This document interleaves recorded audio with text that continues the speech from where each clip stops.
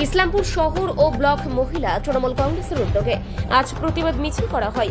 এদিনের ওই কর্মসূচিতে উপস্থিত ছিলেন উত্তর দিনাজপুর জেলা তৃণমূল কংগ্রেসের সভাপতি কানাইয়ালাল আগরওয়াল, ইসলামপুর ব্লক সভাপতি জাকির হোসেন, উত্তর দিনাজপুর জেলা যুব তৃণমূল কংগ্রেসের সভাপতি কৌশিক গুণ, ইসলামপুর শহর মহিলা তৃণমূল কংগ্রেসের সভানেত্রী ভারতী চক্রবর্তী, উত্তর দিনাজপুর জেলা পরিষদের সদস্য নার্গিস বেগম সহ মহিলা তৃণমূল কংগ্রেসের নেতৃত্বরা উপস্থিত ছিলেন। শহর জুড়ে তৃণমূল কংগ্রেসের পক্ষ থেকে আজ মিছিল করা হয়। এই মিছিলে পামেলার নেতৃত্বরা। আপনাদের এই আন্দোলন আমাদের আন্দোলন কতদিন চলবে এটা নাই। আমাদের যেদিনই আমাদের রাষ্ট্রপতি এই বিলের মধ্যে সাইন করে দিবে সেদিনই আমাদের আন্দোলন শেষ হয়ে যাবে। আন্দোলন মানে কি, আমরা চাচ্ছি যে এই অপরাজিতা বিলটা যাতে পাস হয়, সেটার জন্যই আমাদের আন্দোলন। যেদিনে আমাদের রাষ্ট্রপতি এই বিলের মধ্যে সাইন করবে সেদিনই আমাদের আন্দোলন বন্ধ হয়ে যাবে। সেদিনই মানুষ ভাববে যে আমাদের যে মাননীয় মুখ্যমন্ত্রী অপরাজিত বিল নিয়ে তিনি বিধানসভায় আওয়াজ তুলেছিলেন এবং তিনি এই অপরাজিত বিল পাস করে দিয়েছেন এবং সেন্ট্রালে পাঠিয়েছেন সাইনের জন্য। সেখান থেকে যদি আমাদের বিল পাস হয়ে যায়, আমরা এই পশ্চিমবাংলার মানুষ সবাই খুশি থাকব এবং এই মারা এবং আমাদের বাচ্চারা সবাই সুরক্ষিত থাকবে। এটাই আমাদের সব থেকে পাওনা, যে যাতে অপরাজিত বিলে আমাদের সাইন হয়ে যায়। বললাম, আপনারা বলছেন যে আপনারা সুরক্ষিত নন, অথচ রাজ্যে মুখ্যমন্ত্রী আপনাদের দলের, পুলিশ মন্ত্রী আপনাদের দলের, তাহলে পুলিশকে নিরাপত্তা দিতে ব্যর্থ মনে করছেন নাকি আইনের ফাঁক রয়েছে? এখানে পুলিশ নিরাপত্তা দিতে ব্যর্থ না কেন? যদি পুলিশ নিরাপত্তা দিতে ব্যর্থ থাকতো তাহলে 3 দিনের মধ্যে যে ডাক্তারকে ধর্ষণ করা হলো তাহলে পুলিশ কিভাবে গ্রেপ্তার করলো? যখনই সিবিআই এর হাতে সেই সময়টা চলে গেল তখন তো সিবিআই এর সেই কাজটা করতে পারলো না। তাহলে আমাদের পশ্চিমবাংলার মুখ্যমন্ত্রী, আমাদের পুলিশ সবাই আমাদের মানে আছে যে সমর্থন করছি আমরা পুলিশকেও, যে পুলিশের কাজ করছে। কিন্তু আজকে বিজেপি সরকার যেভাবে আমাদেরকে হ্যাকেল করার চেষ্টা করছে, এটা কিন্তু কেন্দ্র সরকারের ব্যাপার। ধন্যবাদ। জবাব দিবে বিজেপি সরকার, নরেন্দ্র মোদী, অমিত শাহরা জবাব দিবে। এখানে পশ্চিমবঙ্গ সরকার যে আইন অপরাজিতা যে বিলটা নিয়েছিল সেই বিলটা দলমত নির্বিশেষে সবাই সমর্থন করেছে। কারণ তারা এখানে যারা বিজেপির বিধায়ক আছেন পশ্চিমবঙ্গ বিধানসভায় অ্যাসেম্বলিতে, তারা দেখলেন আমরাই তো বলেছি আমার স্বর তোমার স্বর, আরজি কর আরজি কর।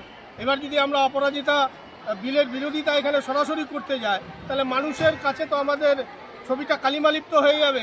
তো এরা ব্যাকডোর দিয়ে আর কি, পিছন থেকে, যেহেতু রাষ্ট্রপতির সম্মতি ছাড়া বিলটা পাস হবে না, তাই এরা এখানে আমরা বলে দিল যে আমরা এখানে সমর্থনটা করে দিলাম, বাকিটা ওখানে আপনারা আটকানোর ব্যবস্থা করুন। সেই হিসাবে এরা রাষ্ট্রপতিকে দিয়ে আটকানোর বিলটা চেষ্টা করছে। নারীদের সম্মানের এবং নারীদের সুরক্ষার ব্যাপার যেখানে আছে, মমতা ব্যানার্জি সেই জায়গায় চুপ থাকবে না। পশ্চিমবঙ্গ সরকার এখানে আইন পাস করেছে, যতদিন পর্যন্ত রাষ্ট্রপতি সই করবে না মমতা ব্যানার্জির নেতৃত্বে, পশ্চিমবঙ্গের আমাদের মহিলা নেত্রী চন্দ্রিমা ভট্টাচার্য যেভাবে আজকের নির্দেশ দিয়েছিলেন সারা বাংলায় মিছিল করার জন্য প্রত্যেকটা ব্লকে হয়েছে, আগামীকাল প্রত্যেকটা ব্লকে ধর্ণা হবে। আগামী দিনে এই অপরাজিতা আইনকে পাস করার জন্য যা যা সিদ্ধান্ত রাজ্য নেতৃত্ব দেবেন, আমরা সেই সিদ্ধান্তগুলো মহিলা সংগঠনের পাশে থেকে সর্বাত্মক সফল করার আমরা চেষ্টা করব। ধন্যবাদ।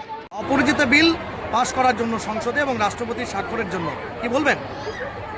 আমাদের রাজ্যের সভানেত্রী মাননীয় চন্দ্রিমা ভট্টাচার্য নির্দেশ দিয়েছিলেন যে 30 তারিখে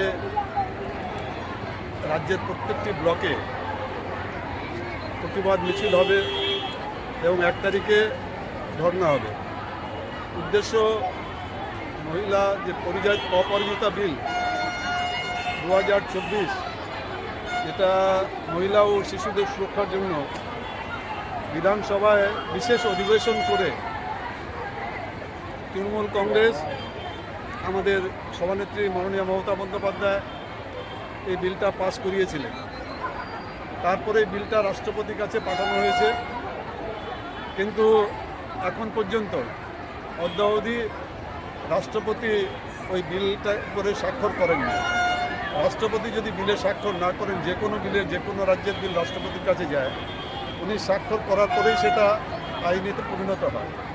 ওই বিলে পরিষ্কার বলা আছে যে যাবজ্জীবন যেটা ছিল, পরিভাষা যেটা ছিল যে 20 বছর, সেটা 20 বছর নয়, এই খুন ধর্ষণের শাস্তি যাবজ্জীবন মানে টিল ডেথ, যতদিন বেঁচে থাকবেন ততদিন উনি জেলে থাকবেন।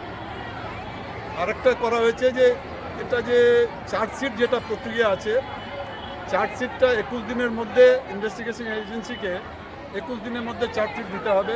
পরবর্তীকালে আরও 15 দিন ওনাদের সময় দেওয়া যেতে পারে। কোর্ট এটাকে 30 দিনের মধ্যে কোর্ট এটার ফয়সলা করবেন। যেহেতু এরকম কোনো আইন ছিল না বলে আজকে অসুবিধা হচ্ছে যে সঞ্জয় রায়কে অ্যারেস্ট করা হয়েছে, এত তাড়াতাড়ি তার বিচারটা প্রক্রিয়াটা দেরি হচ্ছে। এটা যেন ভবিষ্যতে আর দেরি না হয় সেই কারণেই কিন্তু এই অপরাজিতা বিল বিধানসভায় আনা হয়েছে।